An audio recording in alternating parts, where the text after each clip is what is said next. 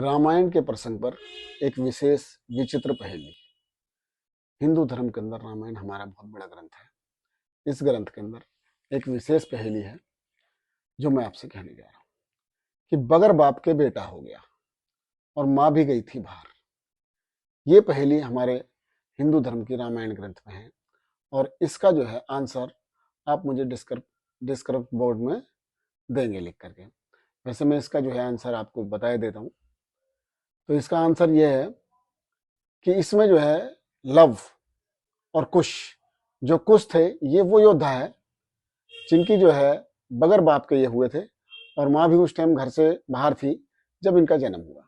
क्योंकि जो है सीता माता जब महर्षि वाल्मीकि जी के आश्रम में रह रही थी तो एक बार वो वस्त्र धोने के लिए नदी के ऊपर गई थी और जब वो नदी के ऊपर गई थी तो साथ में जो है लव को ले गई।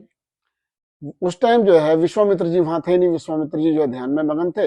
उन्होंने आकर के देखा कि भाई सीता नहीं है और सीता नहीं है तो इसका मतलब जो है लव भी यहाँ नहीं है। तो उन्होंने सोचा कि बच्चा जो है खेलते हुए कहीं बाहर निकल गया और उनके दिमाग में आया कहीं ऐसा ना हो कोई जंगली जानवर या कहीं इधर कहीं चला गया और सीता आएगी तो बहुत ज्यादा विलाप करेगी, उन्हें बहुत ज्यादा दुख होगा। तो उन्होंने एक कुश का पौधा लिया और उस जो है घास से जो है एक पुतला बनाया।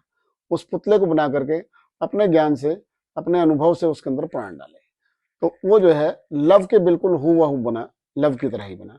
उन्होंने उसको पालने में लिटा दिया।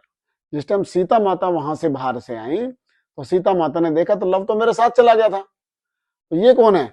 उन्होंने कहा भाई अब कुछ भी है ये भी तुम्हारा लव ही है, लेकिन ये तुम्हारे इसकी अनुपस्थिति में मैंने इसको बनाया है और इसका ये कूस से बनाया है। कूस जो है कूस घास होती है कि कूस की घास से बना है तो इसका नाम आज से कुश है। तो इसलिए आज से तुम्हारे ये दो पुत्र हैं, लव और कुश। ये हिंदू धर्म की बहुत बड़ी पहेली है। बहुत सारे लोगों को इस चीज का पता नहीं होगा। क्यों? क्योंकि इसके अंदर जो है ये जो पहेली है इसलिए स्टिक बैठती है क्योंकि जिस टाइम जो है कुश का जन्म करा हुआ था तो उस टाइम जो है रामचंद्र जी जो थे वो थे नहीं और सीता माता भी घर से बाहर हो गई हुई थी।